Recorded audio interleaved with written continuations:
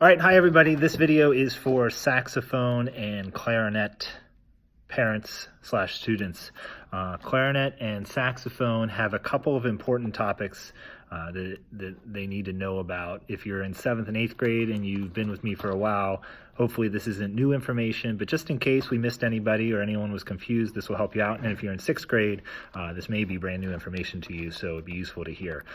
Saxophones and clarinets, the first thing that we want to make sure that everybody's using correctly is the right kind of reed.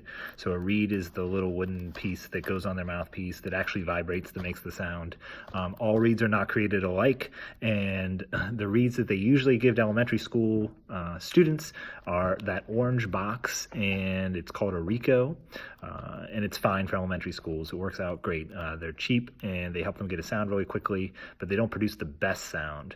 So whenever we get to middle school, we want to make sure everybody, if they haven't already, has switched to Van Doren brand reeds. There are a ton of brand of reeds out there. If you walk into a store, they're going to have a bunch of different ones, and it's going to be overwhelming. And some of them are really great, and some of them are really terrible and inappropriate for middle school band. So to make things easy, we just narrowed it down and said everybody's going to use Van Doren traditional blue box reeds. Looks like this. Okay, so it's a dark navy blue box, has a fancy script Van Doren at the bottom, and the other thing we need to talk about is the numbers at the top. So if your child has been playing on the orange Ricos or something else, have them check with me if it's one of the something else, and I can let you know whether the reeds they're using are okay. But if they're still playing on the Ricos, we need to try to get them switched to the blue box Van Dorens as quickly as possible. If you still have some reeds left from elementary school, they can use those up, but the sooner we can get them switched, the better they're going to sound without any extra effort on their part. So right now, no matter how hard they try, they can only sound so good because the reed is going to limit them. So the Van Doren blue boxes you can order online. I will send out an email with links. You can also go to a music store and buy them there, or if you want to, you can get them through me. I have some at the school, and your student can pick them up from me. The thing that will matter besides which reed to get is the number at the top, that little number right here. This is a 3. So that's the strength of the reed. It's how hard it is, and each number is different. The higher the number, the stronger the reed. So every student might be on a different number. You have to check with your child before you order anything. If you order too hard of a reed, it could be useless to them. If they're switching from Rico to Van Doren, I recommend they get their first reed from me so I can have them try and we can figure out what number's right for them. And then from then on out, you can buy boxes. And it does save a little bit of money if you buy boxes and have them all together. So if they play on, let's say, a Rico number 2, then they're going to want a Van Doren number 2. If they play on a Rico number 3, they're going to Van Doren number 3. They're not exactly the same. When they first play a Van Doren, it's going to feel harder, and they're probably not going to like it. But once they get used to it, they will sound much, much better. So reeds are very important that everybody's playing the right reed, or else it's very obvious and they don't sound as good as they should. So the next one is mouthpieces. The mouthpieces that students get in their cases whenever they rent or buy an instrument in elementary school are designed to help an elementary student get a sound very quickly.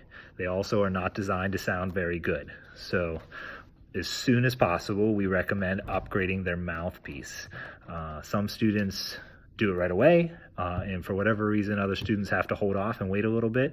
If your 6th grader uses their elementary mouthpiece this year, it'll be okay. We'll get them through and they'll be all right. But if you're in 7th or 8th grade still playing alto sax or clarinet, we really need you to consider switching mouthpieces.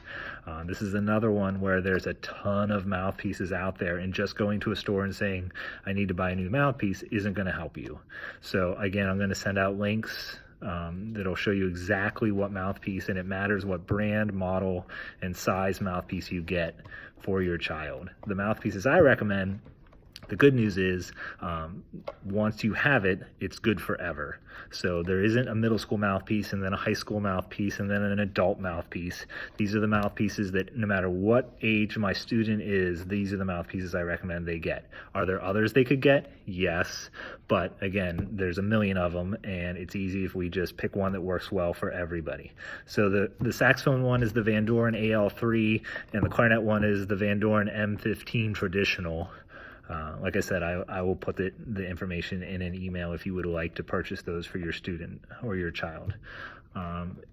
They're a little expensive. They're probably right around $100 right now, which seems like a lot, but like I said, you won't have to buy another one for a very long time. And it's another thing that's going to make your child sound better instantly without them having to do any work to sound better. And which means it's going to be more pleasing for you when you listen to them play at home.